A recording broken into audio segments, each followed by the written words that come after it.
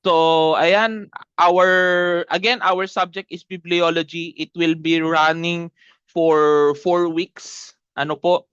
And our first topic for today is all about the foundations of bibliology and the divine revelation. So, mga kapatid, kung mapapansin po natin, bago tayo mag-aral tungkol sa theology proper, meron nga pong subject na paterology sa ibang Bible school.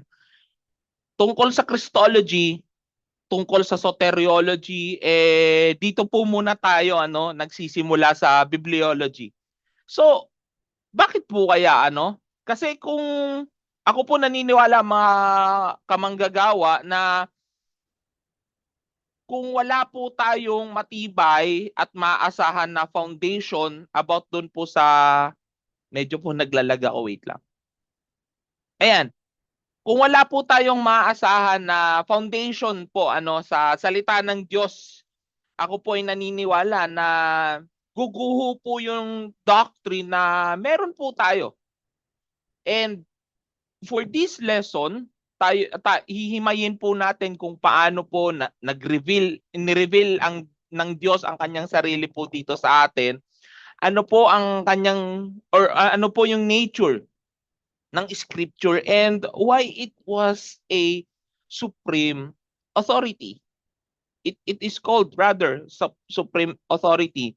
And to open our discussions, meron po akong tanong and I want siguro 3 or 5 na sumagot po nito Kung mawala po yung lahat ng copies ng Bible sa mundo pong ito, pero may isa pong tao na nagsabi, alam ko naman kung ano yung gusto ng Diyos para sa buhay ko. Paano po kaya natin malalaman kung ang sinasabi po niya ay talagang galing sa Diyos?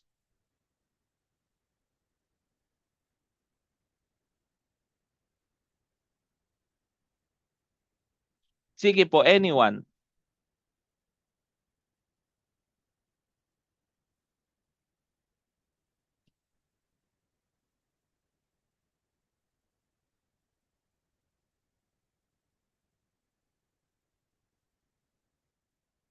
Tricky question.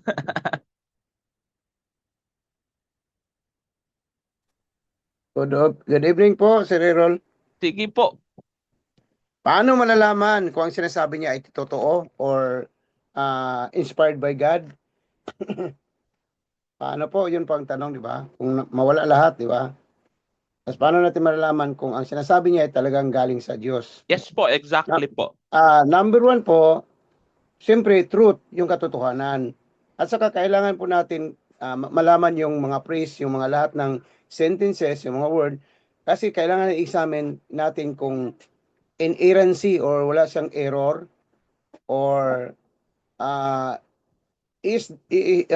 man is really anointed by God because God himself revealed to the people like Moses. There is a divine revelation. Alam natin kung nagsasabi ng totoo because God revealed to him the truth. So meron ding divine interpretation, meron ding divine encounter. At saka meron ding illumination. Because yung tao po na pinagbigyan yan, talagang pinipili like Apostle Paul. He studied at Saudi Arabia, dahil bundok, 3 years po. So paglabas niya, dati siyang tao ni Gamaliel, yung student ng rabbi, iba yun ang ang perspective niya. No? Walang love po doon. So, nakikita mo pagbalik niya na iba na siya. Meron pong spiritual transformation sa buhay niya nakikita. So, he's telling the truth, even hindi siya part sa 12 apostles. No? So, yun po, meron pong the way he talk about truth, number one, makikita mo siyang tao na meron talagang illumination from the Holy Spirit. Meron talagang word ni God from the Old Testament to New Testament, meron talagang preservation na wala talagang inerrancy, meron talagang sigurado siya sa interpretation na galing sa Bible na basa niya, lalabas sa baba, galing sa puso, sa bibig niya at galing sa puso. Yun po, pero parang ganoon po. Meron tong authority. Thank you po, ano? Others Thank you po. po. Others. So, again, the question is, kung wala po ang lahat ng copies ng Bible sa mundo. Ito po naman ay ito po naman ay mind-blowing na question lang naman po, ano. Pero nawala po yung copies ng Bible sa buong sa mundo, ano. May isang tao na nagsabi na alam ko naman kung ano yung gusto ng Diyos sa buhay ko eh. Paano po natin malalaman kung ang sinasabi niya ay talaga pong galing sa Diyos? Sige po, isa pa po. Opo po, Pastor Errol. Sige po. Good evening po, isa. Siguro po, na masabi natin na una kailangan natin talaga na ma-discern, no? First of all, i-test natin kung yung sinasabi niya it's not contradicting to the Word of God, no? Pangalawa, we need to test the fruit. Yun ang sabi ng Biblia, no? You will know them by their fruits. So, meron ba siyang bunga? Meron bang prutas na nakikita sa kanya? And then siguro, kung yung sinasabi niya is, third is kung yung sinasabi niya, it points to Jesus ba? O it points to other biblical teaching or sa kanya. And aside from that, siguro, we need to examine, no? Yung kanyang pananampalataya, yung spiritual niya, yung kung ano yung faith na sinasabi niya. Kasi talagang time will come na this Bible will no longer exist, no, yung hard copy. So that's why ngayon pa lang talagang kailangan nating malaman na we need to really seek the Lord and test lahat ng sinasabi o naririnig natin if it is according to the Word of God. Yun lang po, Pastor. Okay, thank you po. And last po, anyone?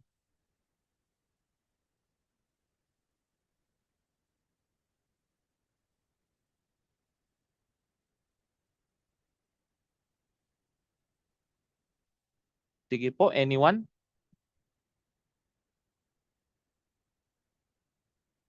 As for me, Pastor,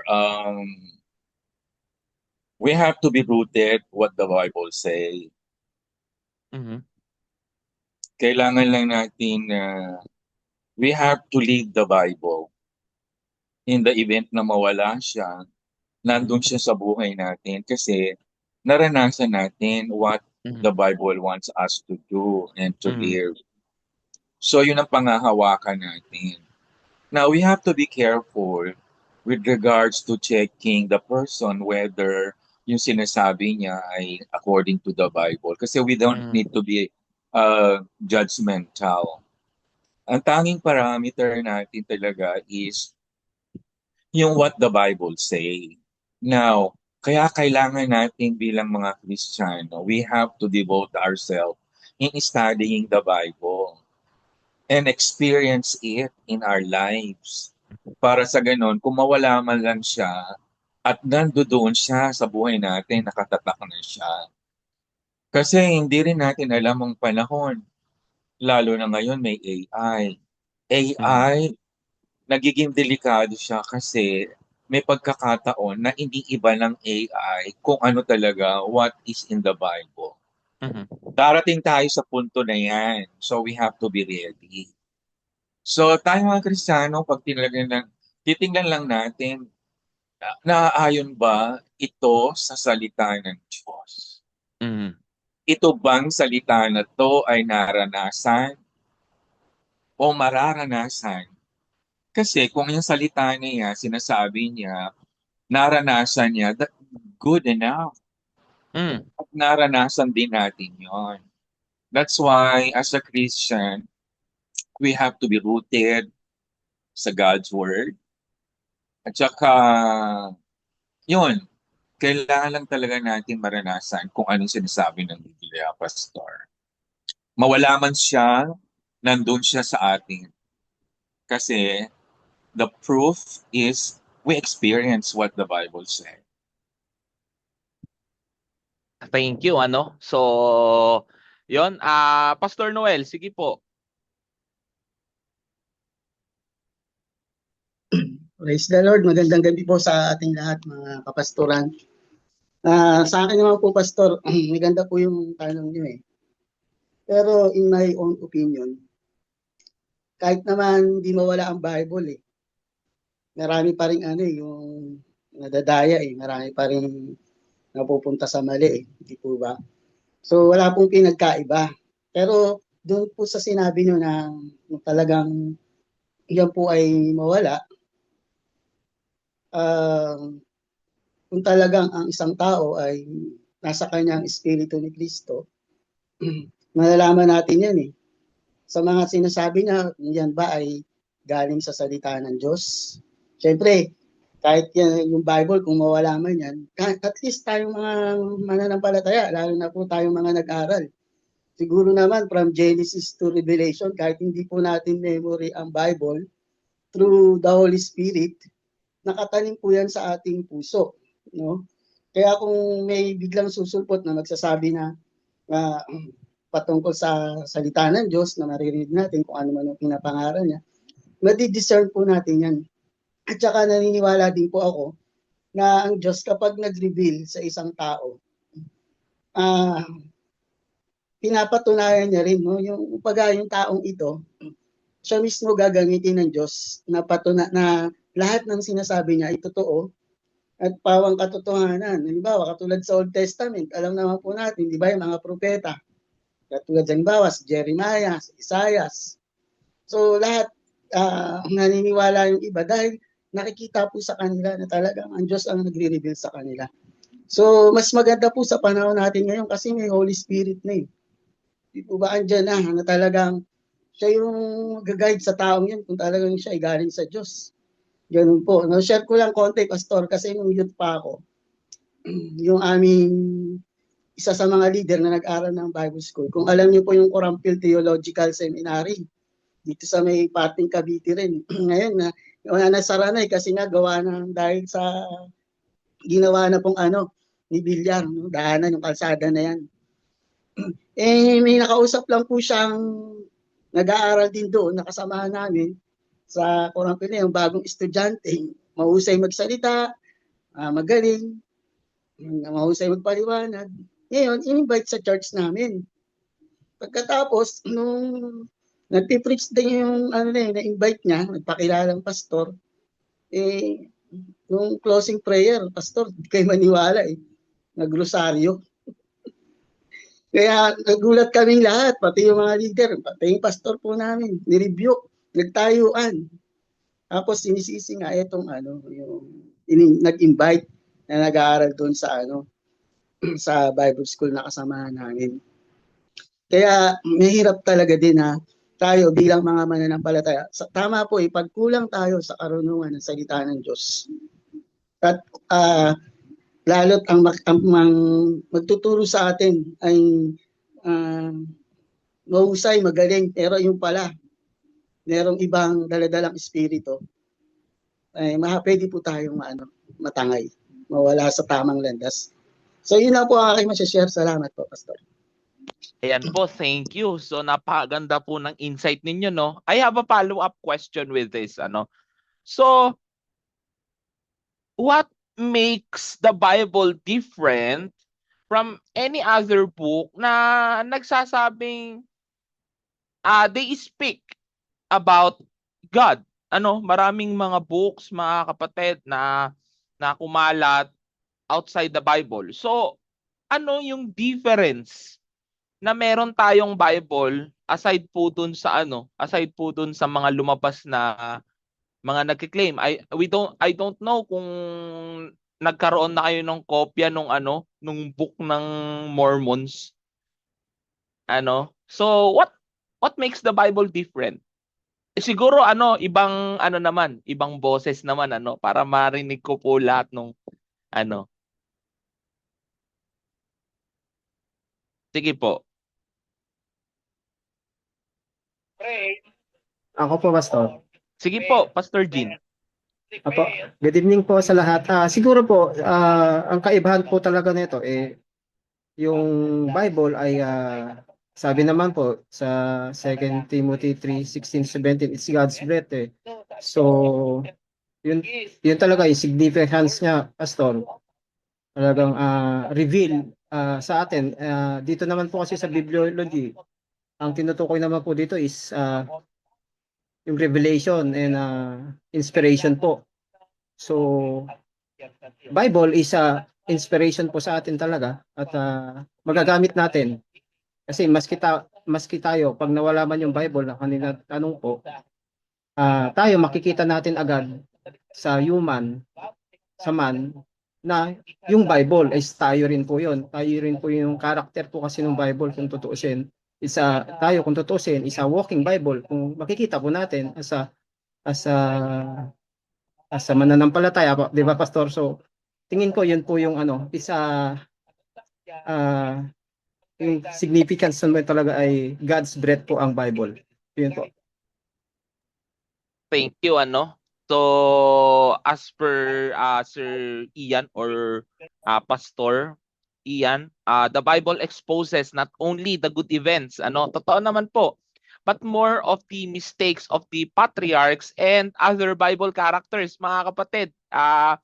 The Bible characters itself, themselves rather, ay hindi naman po perfect. Ano, hindi po pinakita ng Diyos yung perfection nila.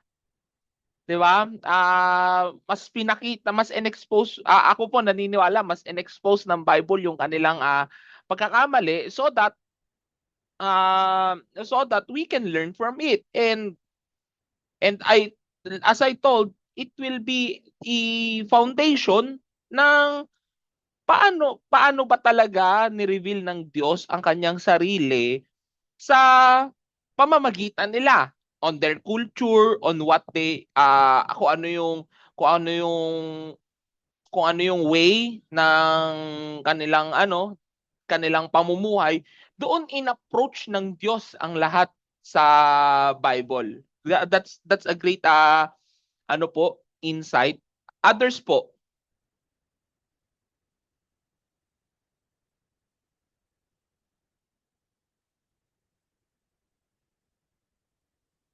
Going once?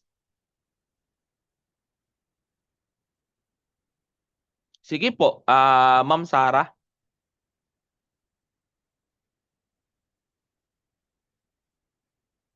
Ayan, yes po. Blessed evening po sa lahat. Ayan po, salamat po sa Panginoon. So, what makes the Bible different from other books? Actually po, it has a unique authority and at the same time, nabanggit na rin po kanina yung authority ng Bible because it is God-breathed. And I believe the Bible is not just a book but a collection of books. Para siyang library, no? Kaya hindi siya isang libro lang, kundi collection of books siya na kung saan ay makikita natin yung iba-ibang genre ng pagkakasulat at andun na it has the authority. Ito nga yung ating saligan ng pananampalataya, di ba? The highest authority of our faith and doctrine. Kaya ibang-iba ang Bible sa lahat ng books. And according nga kay i-quote ko lang po yung personal na karanasan din ni Derek Prince, one of the Bible teachers na fina-follow ko, though nasa piling na siya ng Panginoon ngayon because dati siyang philosopher. And when, sabi niya, bilang philosopher, he tends to be so skeptic and very complex pagdating sa approach ng pagbabasa. And then one day, hindi pa siya believer that time. And naniniwala siya na ang Bible is also a book of philosophy. So, nung time na pumunta siya na-deploy siya kasi army po siya, ay sabi niya, pupunta ako sa Saudi at sa wilderness, wala akong mapag-aabalahan doon kapag wala ako sa duty. So, nag-isip siya ng book na pwede niyang basahin. And sa lahat ng mga books na nabasa na niya, isa sa mga binili niya na book na babaunin niya ay Bible. Pero that time, hindi pa siya believer. Nais niya lang malaman kung anong laman ng Bible. And then one night, ay nagpakilala ang Panginoon sa kanya. No, hindi na lang para mag-gain siya ng knowledge, kundi nakita niya yung power ng Bible because it has the power to transform life. So doon niya na-encounter ang Panginoon through reading the Bible. Walang nagpakilala sa kanya actually kung sino si Jesus, but sa kanyang pag-aaral, Sa kanyang pagbabasa ng Biblia, dun niya na-encounter ang Panginoon. So I believe that makes the Bible unique because it has a transforming power po. So yun lamang po. Because the author itself is the Holy Spirit. Thank you for that insight. Napakaganda po ng mga insight po na narinig natin. And So, can I add something? sige po. The Bible is unique in the sense is it is written by a group of people coming from different background, Mm, coming from different experiences, but they are telling us one, that the Lord Jesus is the gospel. mm, Hindi ba? That is a wonderful experience na iba-ibang klaseng tao ang sumulat, pero mm. iisa lang ang layunin. That makes the Bible different. The other books, they only talk about do's and don'ts about Mhm. life. And the Bible is a complete one. So yun ang the way I look at it, beside those things that the others told us. Yung kung sino ang sumulat. Amen. Yeah. Thanks. Ayun po, no? So, pansinin po natin, konting lang, side comment, Pansinin po natin, different authors nga naman. And itong mga to, magkakaiba ng era, magkakaiba ng lugar, magkakaiba ng situation, Pero, tingnan po natin, napupunta sila sa iisang tema. Napupunta sila sa iisang sentro. And no other books written by many authors sa magkakaibang lugar ang kayang gawin yun. So that is what makes the Bible different. So diyan po mga kapatid pumapasok yung tinatawag po natin sa bibliology na the Great Divide. Ito po ay sa pagitan ng human speculation and the divine revelation. And sa buong kasaysayan ng mundo, mga kapatid, the default is for a man to find the God or the hidden God sa pamamagitan ng human wisdom, reason, science, and man-made religion. And as a man, our nature is for us to try to climb up to God. Pero mga kapatid, in Christianity, binabaliktad natin yan. The very foundational Christian truth, mga kapatid, ay tatlong simpleng salita. God has spoken. And hindi na tayo nangangapa sa dilim para hanapin siya. Siya ang kusang bumaba through Jesus Christ, take the initiative, and siya po yung nagpakilala sa atin. And that truth is completely transforms our search for truth, na hindi na ito hula-hula, kundi pakikinig sa kung ano ang sinabi niya. Tama po? So, mga kapatid, because of that, ano po ba ang bibliology? So, in simple terms, mga kapatid, ang bibliology, ito po ay isang branch ng Christian systematic theology na nag-aaral ng doktrina ng Holy Scripture. And it comes from the Greek word biblion, na ang ibig sabihin ay scroll or book. And logia or logia in Greek, na nangungulugang word, discourse, or study of. Kaya nga po, pag pinag-usapan natin ang bibliology, hindi lang po tayo nagbabasa ng mga Bible stories, but we are engaging, mga kapatid, in a theological and historical investigation. Pinag-aaralan natin dito kung paano nagkaroon ng nagkaroon ng communication ng buhay ng Diyos ng buhay na Diyos sa at ang kanyang attributes at will sa mga tao. And paano ito naisulat, paano ito nakilala, na-preserve, na-translate, and na-interpret ang mga writings sa buong kasaysayan. And sa Christian theology, mga kapatid, tinatawag na prolegomena ang bibliology. Why?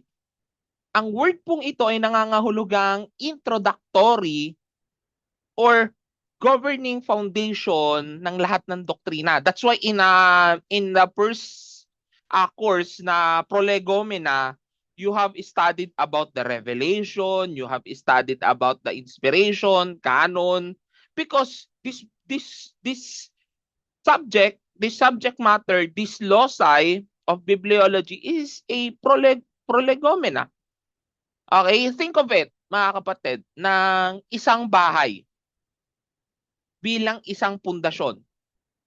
The theology proper or the doctrine about God, the Christology about Christ, soteriology is the doctrine of salvation, ecclesiology is the doctrine of the church, and eschatology about the doctrine of the future things. Lahat po yan, mga kapatid, lahat ng loci ng systematic theology nakatayo po sa isang foundation. Ang trustworthiness, the authority, and the clarity of the Bible. Kaya mga kapatid, ako po naniniwala na kung tagilid po ang foundation natin pagdating sa scripture, pagdating po sa ating mga Bibles, magiging flawed or uncertain po ang pagkakaintindi natin sa bawat Christian truth. Kaya po maraming lumalabas na skepticism, marami pong lumalabas na doctrine na taliwas po sa Biblia is because wala pong maganda or wala pong foundation, or what I mean is pagkakakilanlan pagdating po sa doctrine of the scripture. And also, mga kapatid, kung nag-aaral po tayo ng bibliology, meron po 6 na critical questions na kailangan nating sagutin para po maging matibay yung paninindigan po natin sa doctrine of Scripture. Una, totoo bang nagsalita ang Diyos at paano siya nagpakilala? Pangalawa, paano naman ginabayan ng Diyos ang mga human authors para ang sulat nila ay maging Word of God? Pangatlo, paano nakilala ng church kung aling books po ba ang kasama sa Bible at alin po ang hindi? Pang-apat, and the fourth and fifth question is paano na-copy at na-preserve ng tama ang original Hebrew and Greek manuscripts. Alam po natin na the Bible itself is written into 3 languages, that are Greek, Aramaic, and Hebrew. So it answers the question, paano nga ba, or it comes to the question na paano po na-copy, na-preserve ng tama ang original Hebrew and Greek manuscripts. Also, paano po naging reliable yung mga Bibles in modern languages? Paano naging reliable Bibles yung mga modern languages, and na ang pinagmulan talaga ay mga ancient texts? And also, paano natin i-interpret ng tama at paano binuksan ng Holy Spirit ang mga isip natin para maintindihan po at mai-apply ang salita ng Diyos? Kasi po mga kapatid, ako po naniniwala na na kahit po ano po yung galing natin sa theology, kahit po sabihin ko po na tayo po yung walking Bibles, kung wala pong application, lagi ko po itong sinasabi sa mga students ko sa Bible school na without the application, theology is nothing. Kung ano po yung napag-aralan natin dito, makabisado po natin lahat ng to, marami po tayong nailalagay na insights, mga kapatid. Pero kung wala po ito, hindi po nag-illuminate or hindi po nagmamanifest kung ano po yung mga nakabisado natin sa ating mga buhay, baliwala po lahat ng theology po natin. Kahit po mag-doctorate tayo dito. Kaya nga po, may mga pastor na actually ito po madalas sa ibang bansa, lalo sa African nation na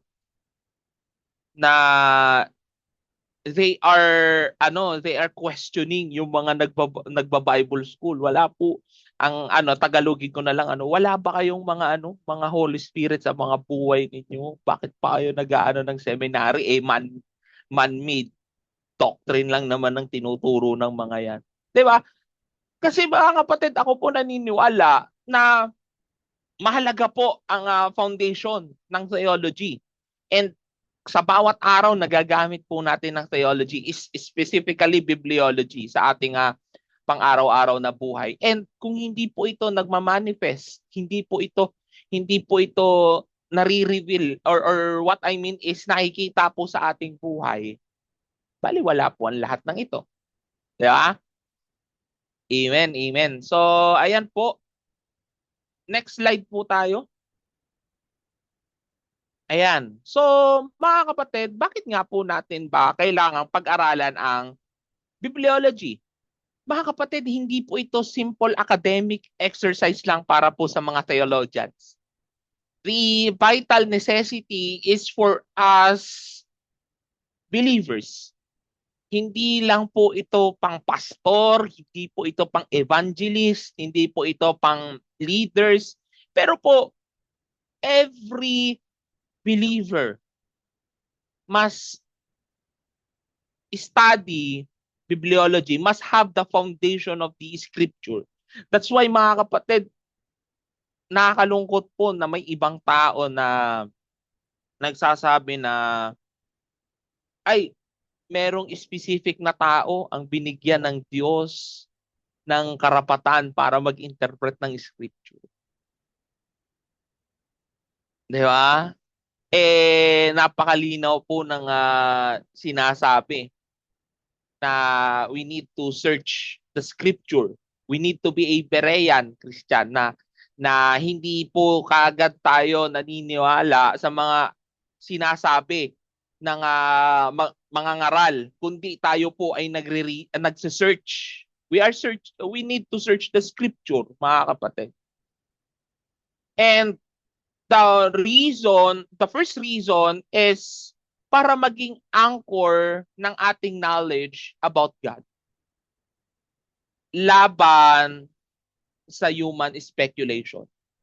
Mga kapatid, kung wala po tayong clear understanding kung paano po talaga nagsalita ang Diyos, the tendency of man is gumawa ng Diyos or ng Diyos-Diyosan ayon sa sarili nilang imahe. Diyos na pabor sa gusto nila. Kapag tinanong mo ang sanlibutan, kapag tinanong mo ang mundong ito, kung ano ang Diyos, sasagot sila gamit yung philosophy o mystical experiences. Pero mga kapatid, mga kamanggagawa, bibliology is naka-ground na sa atin ang unique claim of Christianity. Hindi natin kailangang mangapa dahil ang Diyos mismo ang nag-reveal ng kanyang sarili sa kanya pong salita. That's why the scripture is God-breathed. Theopneustos, mga kapatid, God-breathed and is enough for correction, is enough for reproof. Diba? For the foundations, mga kapatid. That's why it is enough. Outside from the scripture, kung ano po yung mga standard natin outside the scripture, it is nothing.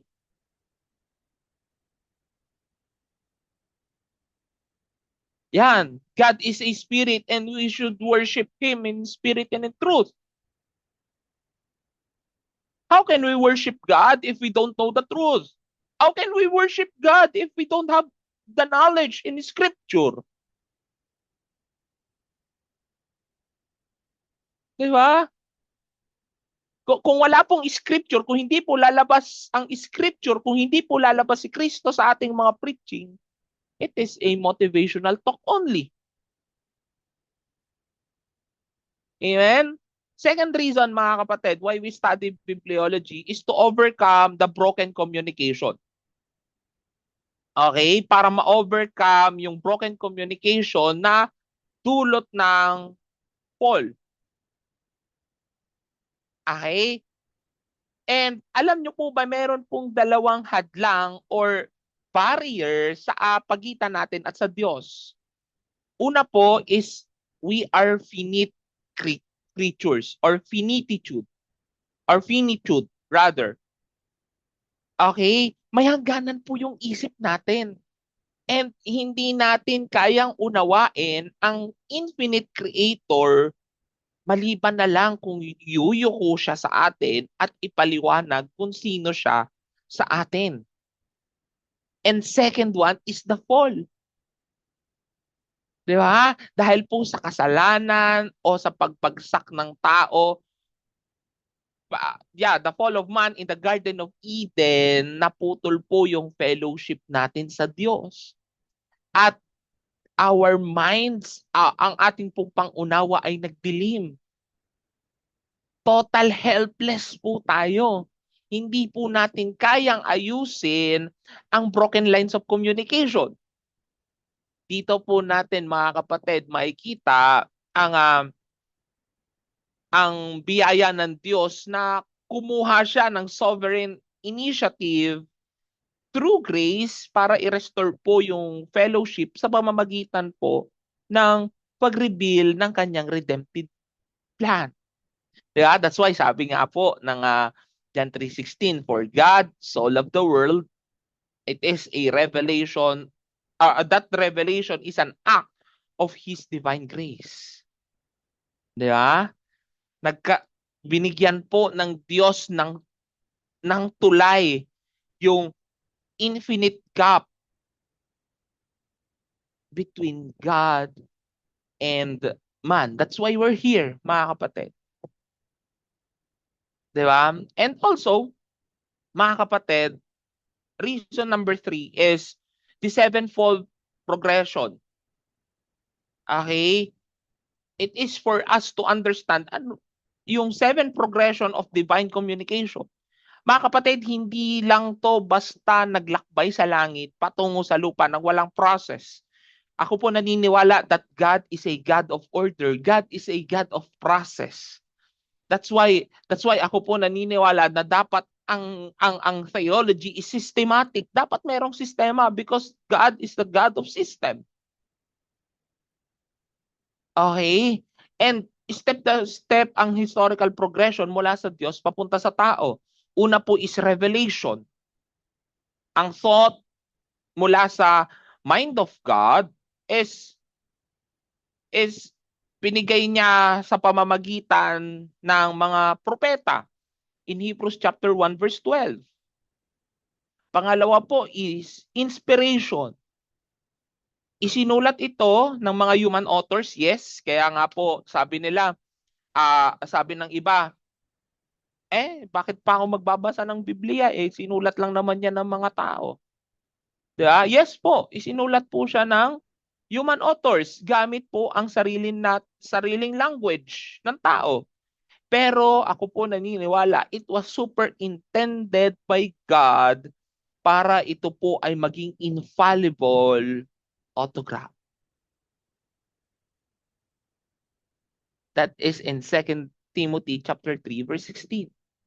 Pangatlo, textual criticism. Mga kapatid, sa paglipas po ng panahon, nagkaroon po ng copies na pinag-aralan para matukoy po yung original reading.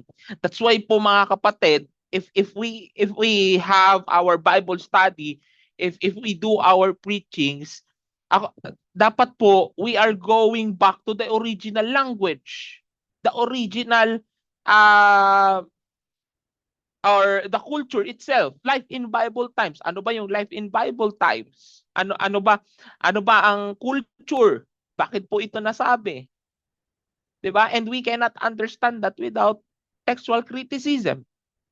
Fourth is canonicity. Nakilala at kinolekta ng God's people ang authoritative books. Panlima is translation. Isinalin ito mula Hebrew and Greek patungo po sa mga languages natin. English, Tagalog, alam ko po may Kapampangan. I don't know kung merong Panggalatok, Cebuano, Waray. So, into many languages, ano? I don't know din po kung may Ilocano. I don't know po talaga. Ayan. Next is illumination and hermeneutics. Nililinawan or the text interpreted by the Holy Spirit habang nag-a-apply tayo ng sound interpretative principles. And last, application. Mga kapatid, this is the most important thing. Nagiging obedient action and change lives sa buhay natin ang katotohanan sa Bible.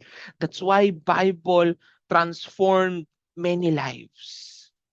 Mula sa dating ikaw, ako po mismo, ako po talaga ano po ng aking buhay, I don't know kung ano pong direksyon ng buhay ko. Wala pong nakakaalam ng magiging direction ko. But when I first met God and through reading His Word, nakita ko po yung purpose ko. Di ba po? And it transforms me. So ang importante po talaga, pinakadulo po is application. Next, reason number 4. To establish a biblical worldview. To establish a biblical worldview. And lagi nating tandaan, mga kapatid, that the ultimate purpose of the Bible is transformation, hindi po information. Kapag na-recognize po natin, mga kapatid, ang Diyos ay nagsalita na, sinisira ito ng humanism o ng human system na nagsasabing walang Diyos o kung ano man, hindi siya pwedeng makilala o wala siyang pakialam. Mga kapatid, ang pag-alam na ang Biblia po, ang pagtatak po sa ating puso na ang Biblia is the authentic Word of God ay nagbibigay sa atin ng divine commands na dapat sundin, promises na dapat pagkatiwalaan, salita or the word that becomes light in our everyday walk. Ayon po sa Psalm chapter 119 verse 105. Di ba po? Marami pong kumakalat na skepticism, mga kapatid, that contradicts the Bible, that contradicts God. Meron po sa panahon ngayon na ang dati ang tingin po natin ay kasalanan, pero ang ginawa ng tao, iniba yung pangalan para magbukang maganda. Pero in the end, kasalanan pa din. Di ba po? And if we have our foundation, if we had the Word of God bilang ating pong light, sa ating daan, mga kapatid, hindi po tayo maliligaw. So let us go to our next topic, the nature of Scripture. Okay? Ano po ba talaga yung Bible? Sa Christian theology, we will define Scripture or the Holy Scripture as a written, canonical word of God. Ito po yung special revelation ng Diyos na inscripturated o isinulat. And ito po ay ibinigay sa pamamagitan ng human authors that was inspired by the Holy Spirit. And it serves as a supreme written authority of the church. Hindi po ito galing sa imagination ng tao. Ito po mismo ang banal na kasulatan na namamahala sa ating mga mananampalataya. Okay? So, tingnan po natin yung mahalagang biblical term. In Greek, ang salitang ginagamit po pagdating sa word na scripture is yung tinatawag na graphe in Greek. Na ang meaning po is writing or sacred scripture. And we can see it here in 2 Timothy chapter 3 verse 16. All scripture is breathed out, okay, by God and is profitable for teaching, for reproof, for correction, and training for righteousness. So, what is the theological significance of this Greek term? Sa normal or sa koine, which is a common Greek in first century, graphe is the word graphe is only used sa sa anumang normal na pagsulat. But in the New Testament, these writings are apart as sacred, okay, and has a unique divine authority. Okay? So, mga kapatid, para maunawaan po natin ng maayos yung nature of Scripture, may 4 po tayong core affirmations na dapat panghawakan sa ating pong puso at lalo-lalo na po sa ating isipan. Una is divine speech in written form. The Scripture is not only a literature of man tungkol sa Diyos. It is not a mythological story about God.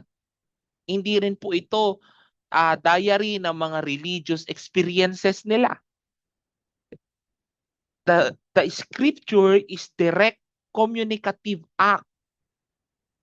It is a direct communication na ginawa ng Diyos sa pamamagitan po ng written text. Tandaan po natin ito. When the Scripture speaks, God speaks. Since it is our final authority. Pag sinabi ng Scripture na ganito dapat tayo mamuhay, that is the way God wants us to live. Wala na pong iba, wala na pong outside. Next, it is a covenantal document. Nagsiserve po ang Bible bilang authorized covenant or authorized covenant record sa pagitan po ng Diyos at ang kanyang bayan. And ang laman po nito ang laman po nito ay mga covenant promises, stipulations, divine commands, warnings, blessings na nag-govern sa covenant community. That's why in our subject na Old Testament survey, we are talking about covenant over and over and over again because may covenant po ang Diyos sa bayan po ng Israel in the Old Testament times. Next. Let us go to the next one. Third po, ang scripture is a unified canon with many authors. Sabi nga po ni Sir Jerry kanina, ito po ay merong 66 books na isinulat ng mahigit 40 human authors across more than 1,000 years or 1,500 years, and napakaraming ibang literary genres. Merong historical narrative, merong law, may poetry, may wisdom, prophecy, gospel, epistle, and apocalypse, revelation. Pero despite nung pagkakaiba nila, 'di ba? Ito po ay isang unified, coherent na divine message. Nagkakaisa po ang mensahe ng bawat books, ng bawat verses in the Bible. Fourth, the scripture is normative for faith and practice. Dahil po mga kapatid, ang Bible po is a written word of God. Ito po ang ating supreme measuring rod or norm. Ito po yung nagro-rule ng ating doktrina, naghuhubog sa ating worship, and nagde-define ng gospel message na dapat i-proclaim at i-preserve ng church. Amen? So, lipat po tayo sa distinction. Ano po ba ang pinagkaiba ng revelation sa scripture? Prof, parang magkapareho lang. Pero po mga kapatid, ang revelation is overarching act ng Diyos ng pagpapakilala ng katotohanan sa tao sa pamamagitan po ng creation, conscience, prophets, miracles, and ultimately, His Son, Jesus Christ. While as the scripture is written, okay, isinulat, spirit-inspired, and canonical form of revelation na canonical form of revelation na ipinagkatiwala sa atin as a church. So what is the implication of this? Mga kapatid, hindi po ibig sabihin na lahat ng revelation ay nagiging written scripture. Sa Old Testament, maraming beses na nagsalita ang Diyos o nagpadala ng mga prophetic words and signs na hindi naman naisulat sa Bible. Pero po, ang scripture ay definitive, complete, permanent, written deposit ng revelation na nagro-rule sa church today. And wala na pong iba. Diba?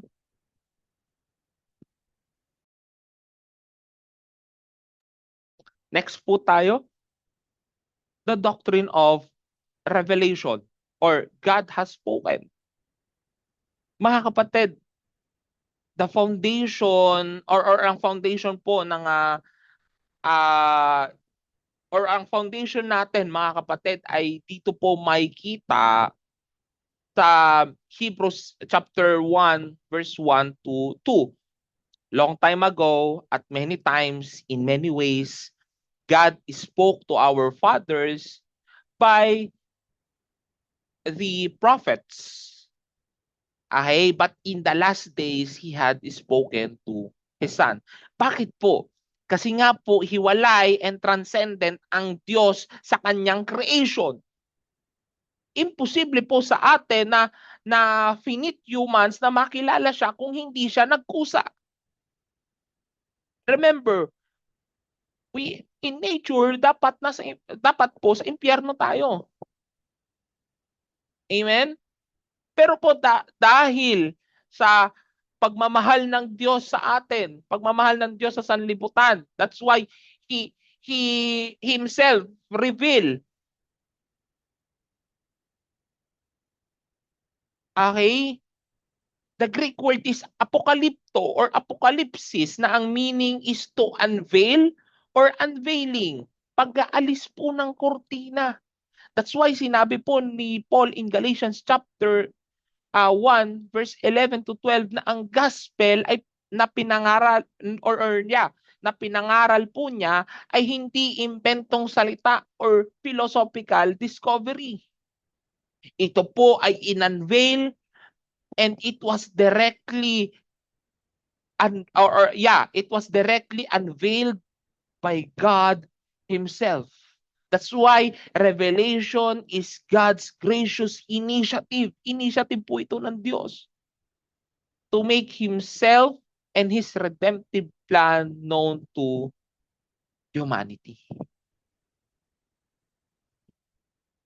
And also mga kapatid, pag ginamit po natin sa theology sa theology yung salitang revelation, tinutukoy natin yung dalawang bagay. It is an act and content.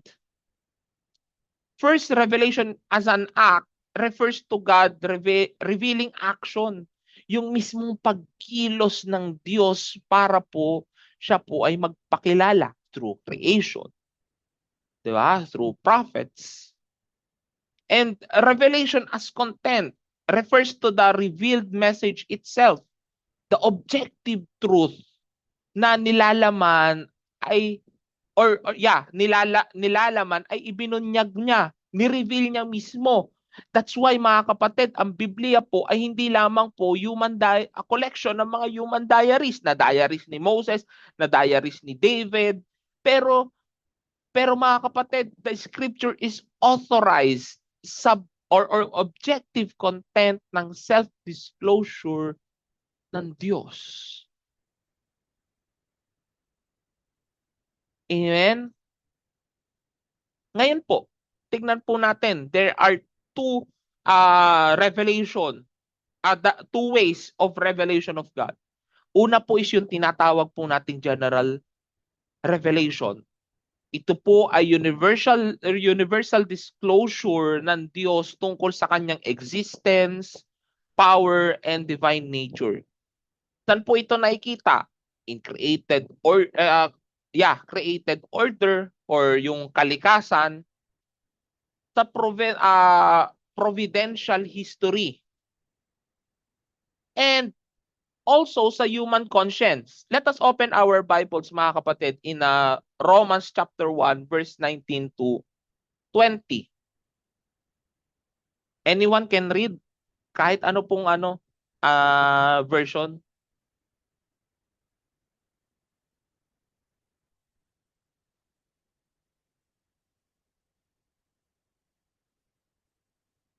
Sige po.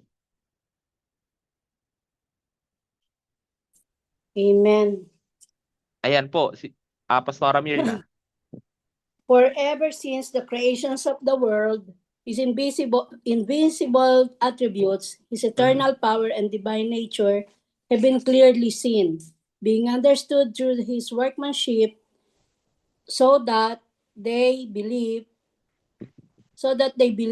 and trust in him are without excuse and without defense. Amen. Thank you. So malinaw po na sinasabi in that verses mga kapatid na ang creation or malinaw po na ipinapakita ng creation ang kanyang eternal power and divine nature. 'Di ba?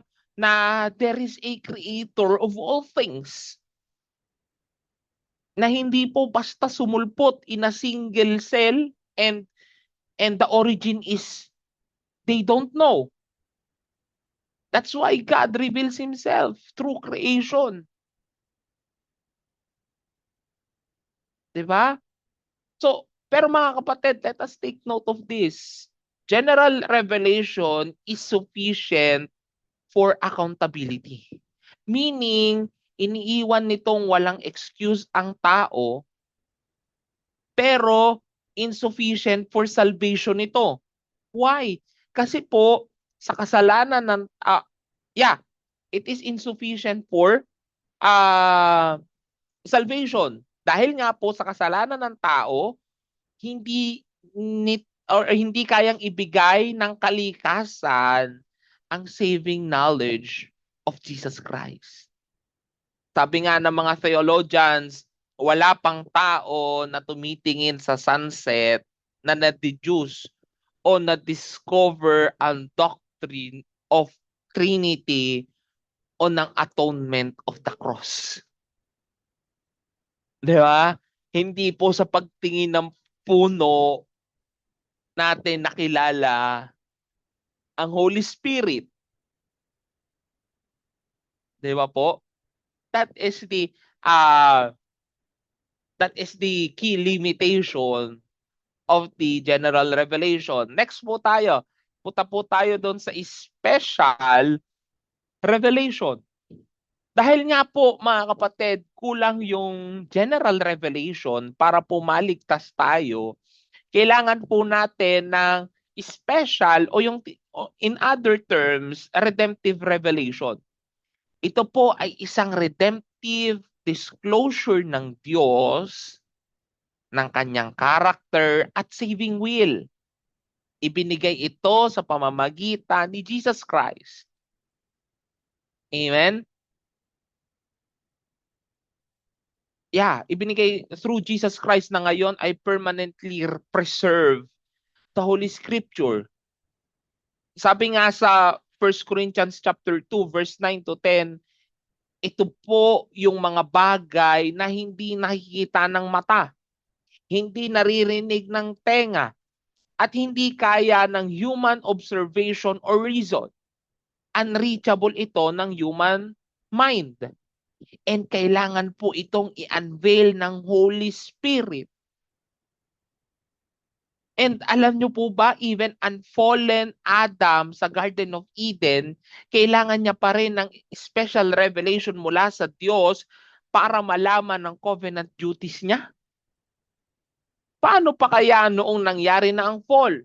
Malamang doble o triple na ang kailangan para sa special revelation para i-announce ang kaligtasan. So, mga kapatid, para mabilis po natin ma-differentiate ang general sa special revelation, let us take a look on this comparison chart. Okay, so sa primary mediums po, ang general revelation po, gamit niya ang creation, providence, blessings, and conscience. And sa special revelation naman po ay the divine words, prophets, miracles, Christ, and scripture. The audience naman po sa universal po ang sa general revelation. Para po ito sa lahat ng tao sa buong mundo. And the special revelation is particular and covenantal. Ibinigay sa Israel, sa apostles, at na-preserve po ito para sa church. Next, the content ng general revelation is the eternal power and divine nature ng Creator. In the special revelation naman ay ang kanyang character, Trinity, redemptive plan, and gospel ni Christ. When it comes sa salvation, mga kapatid, general revelation ay sufficient for condemnation or accountability. And ang special revelation naman ay sufficient for salvation sa pamamagitan ng pananampalataya kay Kristo. At ang relation to reason, ang general po ay perceived by observation pero pilit na sinusupil ng kasalanan. Ang special naman ay na-receive through faith at ng unveiling ng Spirit. Kung it was unveiled, okay, it was the Holy Spirit who unveils the truth in the special revelation. So mga kapatid, ano nga po ba yung place of the prophets in this revelation,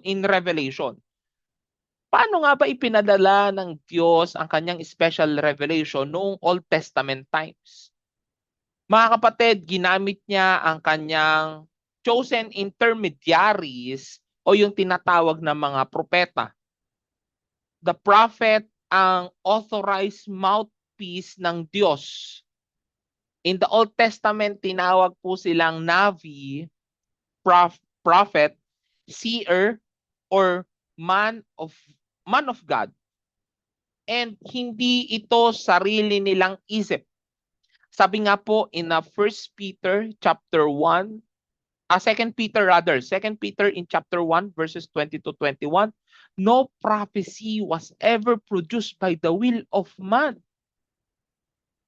but men spoke from God as they were carried along by the Holy Spirit.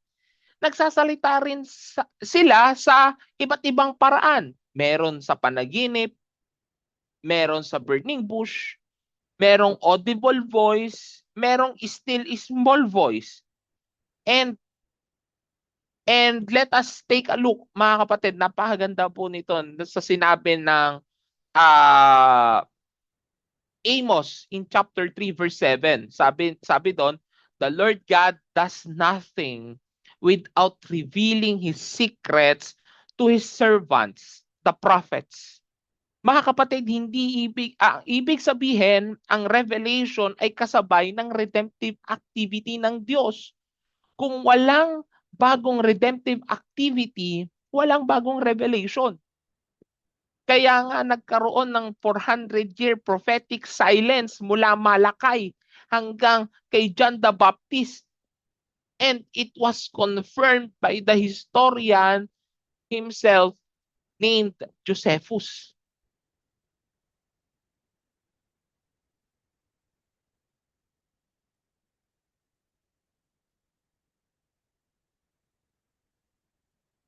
Yeah. Diba?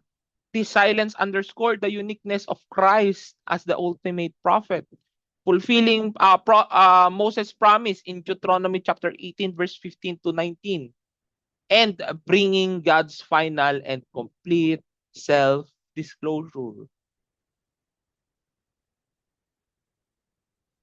Next, Christ as a climax of the special revelation.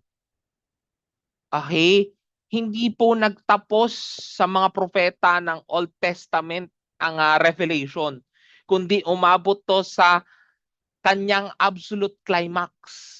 That is the fulfillment of Jesus Christ. Okay, si Jesus po ang tumupad ng pangako ni Moses in Deuteronomy chapter 18 verses 15 to 19 na may darating na ultimate prophet.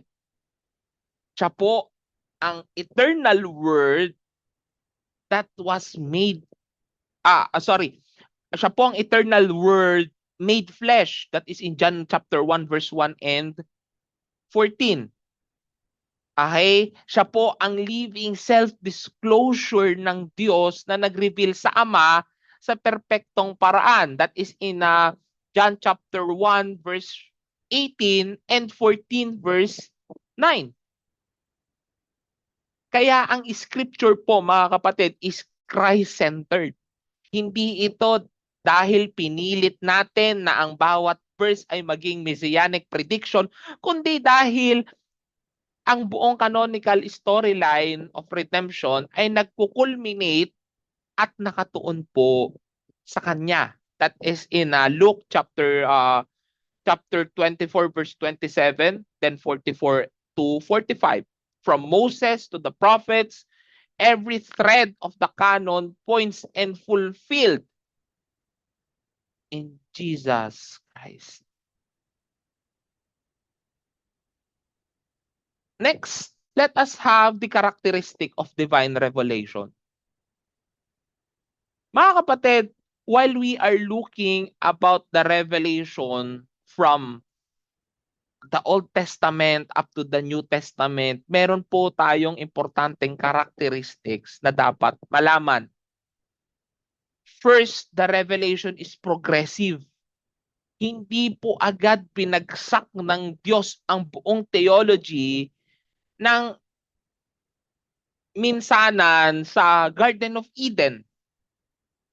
Ito po ay gradual or unti-unti niyang ni-reveal ang sarili niya ng para mas maging malinaw at mas maging malalim yung truth sa loob ng maraming taon. And the latter revelation ay nag-build and nag-clear sa mga naunang revelation. Halimbawa, sinabi ni Jesus na before Abraham was I am. That is in John chapter 8 verse 58. Okay? Ito po ay nag-build, 'di ba? Ito po ay nag-build prior doon sa revelation ng Diyos kay Moses in the burning bush. That is in Exodus chapter 3 verse 14. I am who I am.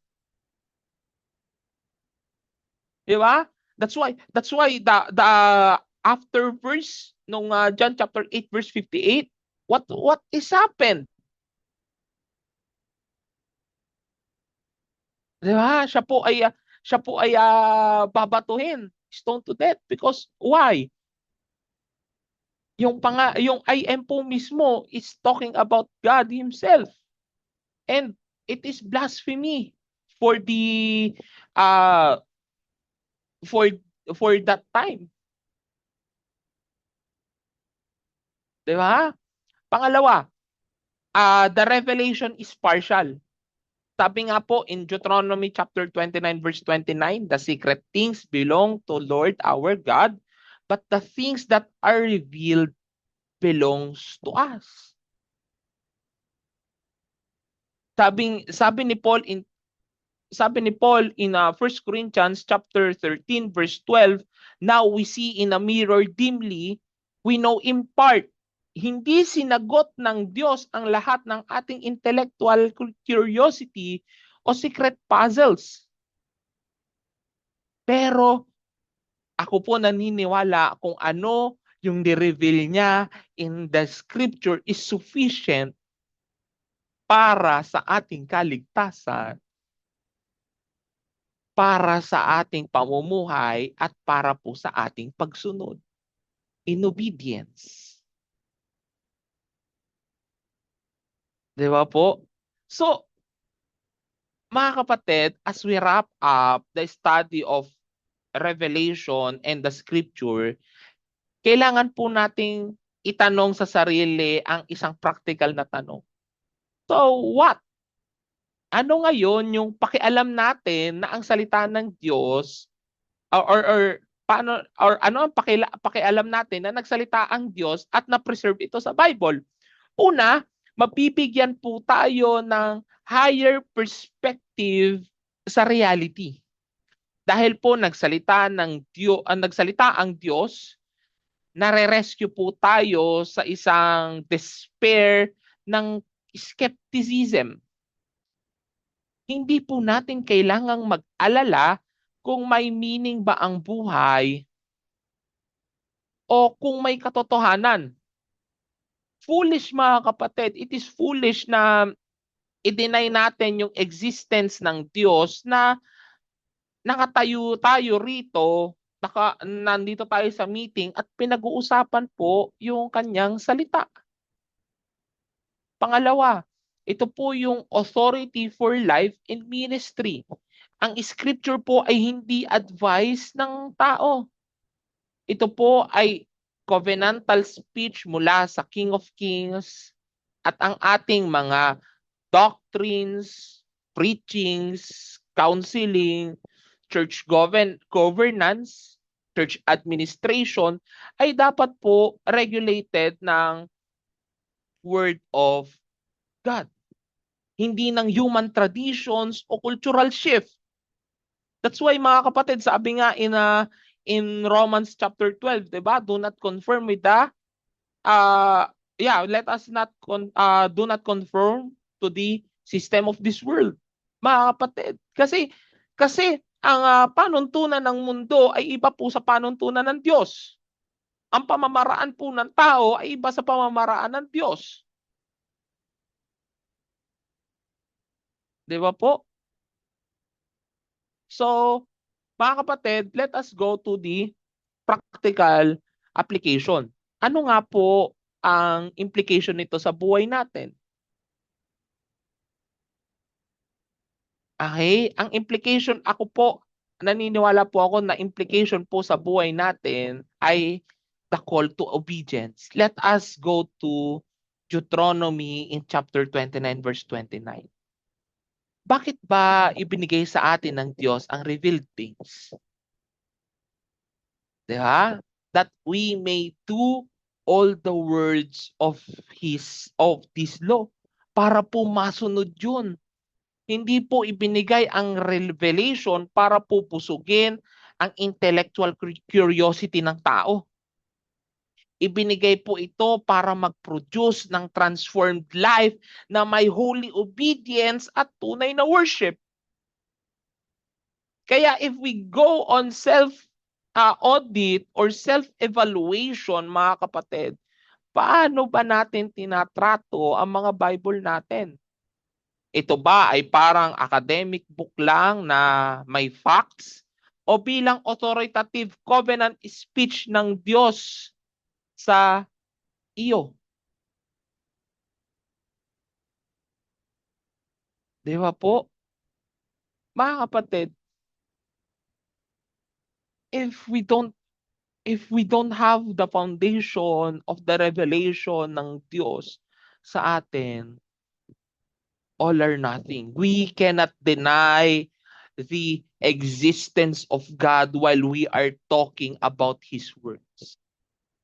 Kaakibat po ng salita ng Diyos, kaakibat po ng scripture, kaakibat po ng 66 books of the Bible ang existence ng Diyos. Ito po ang nagpapatunay, ito po ang nagsusupport, at ito po kailanman ang magiging pamantayan kung paano ni-reveal ng Diyos ang kanyang sarili sa atin. Let us pray, mga kapatid, before our further discussions and questions. Heavenly Father, thank you for your revelation to us, Panginoon, about the divine revelation, the nature of the scripture, the general revelation and special revelation, Panginoon. Lord, na importante po pala sa amin, Panginoon, ang application ng lahat ng ito, Panginoon. Kasi hindi po namin kayo makikilala without you unveiling yourself to us, without you disclose yourself to us, Panginoon, na we cannot live our lives without you. If without you, our lives will be in damnation. Without your word, Panginoon, without your scripture, our preaching would be a motivational speech alone, Panginoon. Lord, help us to help other people na malaman na may Diyos na siyang nagtatransform ng aming buhay. May Biblia na siyang nagiging panuntunan, Panginoon, kung paano nyo po ni-reveal, kung paano nyo po sinabi ang way, kung paano kami dapat mamuhay sa mundong ito sa gitna na, Panginoon, ng mga umuusbong na bagong teachings, mga umuusbong na skepticism, Panginoon. May your word be or may your word, Panginoon, ay mag-illuminate sa amin, Panginoon. Makita, Panginoon, yung application ng inyong salita sa aming buhay. Maraming salamat po, Panginoon, and this is all we pray. In Jesus' mighty name, amen and amen and amen. So yun po, mga kapatid. And